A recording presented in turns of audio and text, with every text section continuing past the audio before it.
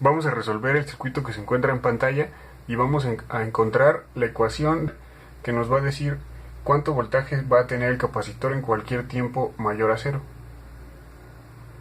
Debemos de encontrar, como en los videos anteriores, tres variables: el voltaje del capacitor en un tiempo igual a cero, que es la condición inicial, y el voltaje del capacitor en un tiempo superior a cero, en un tiempo infinito, lo bastante largo como para que el capacitor se comporte de otra forma, y la constante tau, en donde la constante tau es la resistencia equivalente del circuito por la capacitancia del condensador.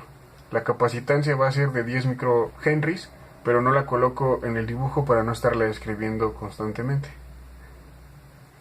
Ahora, para un voltaje del capacitor en un tiempo menor a cero, se debe analizar el circuito cuando el interruptor aún no cambia su posición.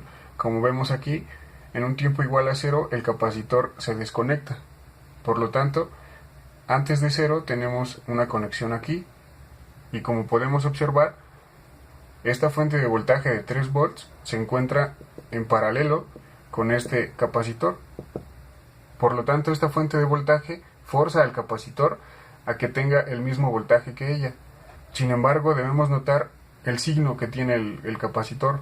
Como vemos, la fuente tiene más en la parte superior y menos en la inferior, y el capacitor se encuentra volteado.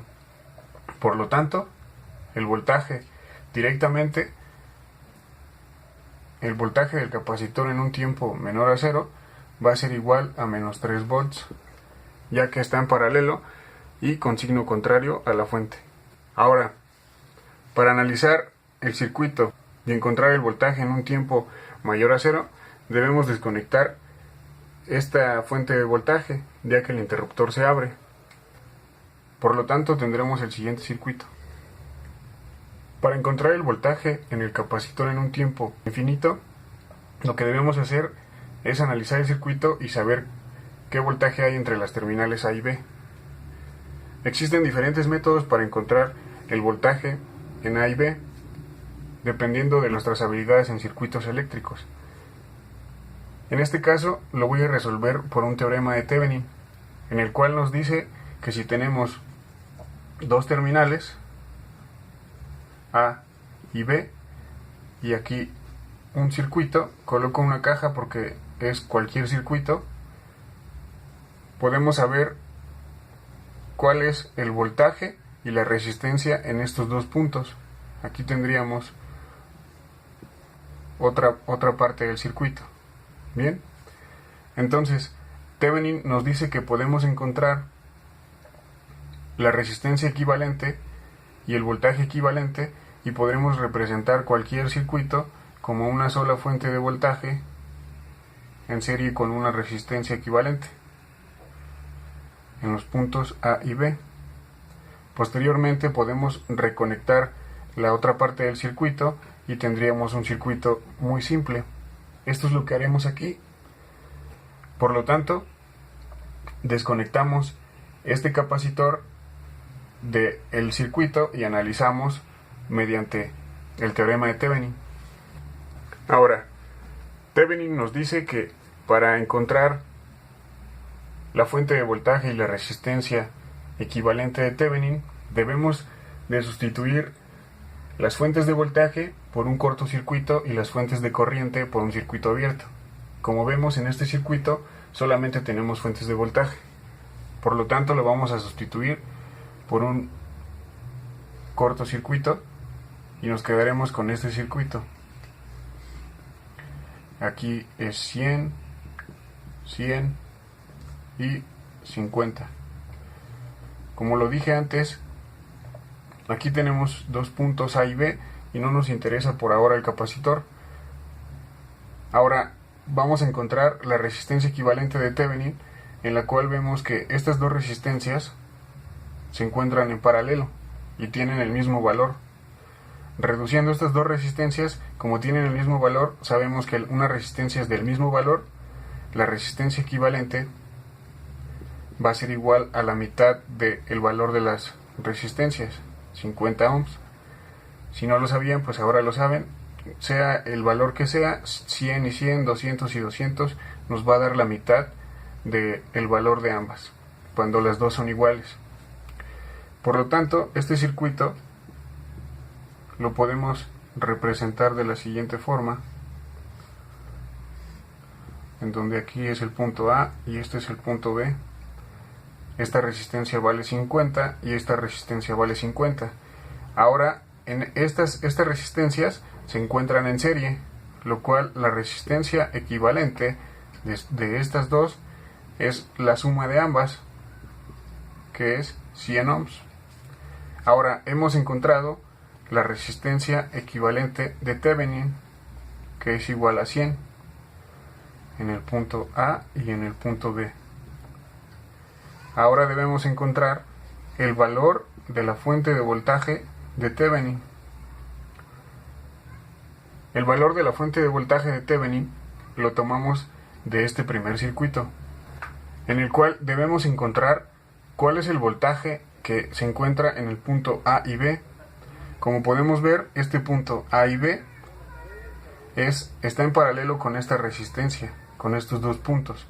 Esta resistencia de 50 ohms realmente no tiene voltaje porque se encuentra desconectada en este circuito, repito. Este es el circuito que estamos analizando. Esta resistencia se encuentra desconectada, lo cual podemos tomarlo como un circuito, un cortocircuito, y debemos de obtener el voltaje aquí. Se me olvidaba que para encontrar el voltaje equivalente debemos volver a colocar la fuente de voltaje que teníamos anteriormente, que es de 8 volts. Bien, ahora el voltaje que tengamos en esta resistencia va a ser el voltaje equivalente de Thevenin. Como podemos ver, es un simple divisor de voltaje, en el cual el voltaje de Thevenin va a ser igual a 8 volts por 100 entre la suma de ambos, que es 200 ohms. Estos ohms se van y el voltaje de Thevenin, si hacemos esta operación, va a ser igual a 4 volts. Y bien, ahora este voltaje de Thevenin lo colocamos aquí, 4 volts, y hemos encontrado el circuito equivalente de Thevenin de este circuito. Ahora podemos volver a conectar el capacitor a este circuito equivalente.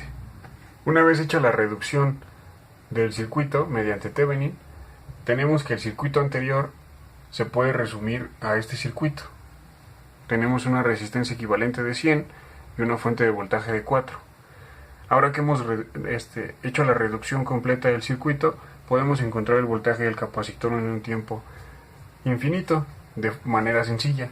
Como sabemos, el condensador o capacitor después de mucho tiempo se comporta como un circuito abierto, lo cual hace que este voltaje se cargue, el capacitor se cargue completamente al voltaje de la fuente. Debemos notar nuevamente que el signo de la fuente es contrario al del capacitor. Después de mucho tiempo el capacitor se carga con el voltaje de la fuente, pero con signo contrario. Por lo tanto, el voltaje del capacitor en un tiempo infinito va a ser igual a menos 4 volts. Y ya tenemos todo para resolver este problema. Ahora vamos a resolver la constante tau, la cual es la resistencia equivalente final, 100, por la capacitancia, que como lo había dicho es igual a 10 milihenries. Y esto nos da como resultado el valor de 1. Esta es nuestra constante tau. Una vez que hemos encontrado estas tres variables, recordamos la ecuación que les compartí en videos anteriores, en la cual podemos encontrar, sin resolver ecuaciones diferenciales, la ecuación para el voltaje del capacitor. Ahora en este punto solamente es sustituir valores. El voltaje en el capacitor en cualquier tiempo va a ser igual al voltaje en infinito, que es menos 4 volts, más el voltaje en cero, que es menos 3 volts, y menos el voltaje en infinito, que es menos 4. por la exponencial a la t entre tau, donde tau es 1. Por lo tanto ya no lo coloco porque esto así basta. Ahora, aquí menos y menos se vuelve más. En este punto, menos 3 y 4 positivo se vuelve 1 positivo. Y reescribimos la ecuación. El voltaje del capacitor en cualquier tiempo es menos 4 más este exponencial por 1, e a la menos t volts. Y hemos encontrado la ecuación que nos dice el voltaje en el capacitor para cualquier tiempo superior a 0. Ahora quisiera recordarles que esta ecuación sirve para brincarnos las ecuaciones diferenciales cuando tenemos un circuito de primer orden, ya que cuando encontramos y resolvemos una ecuación diferencial de primer orden, todas las ecuaciones tienen la misma forma cuando tenemos un capacitor y todas tienen la misma forma cuando tenemos un inductor. Esta es la razón por la cual podemos utilizar esta fórmula, ya que no importa el circuito, vamos a llegar a la misma forma. Repito, siempre y cuando tengamos un circuito de primer orden. Si tenemos un circuito de segundo orden, ya no podemos aplicar esta fórmula y tenemos que encontrar todas las ecuaciones diferenciales. Si te gustó el video, dale like y apóyame suscribiéndote. Y mándame un mensaje en la página de Facebook acerca de algún tema en el cual quisieras que hable.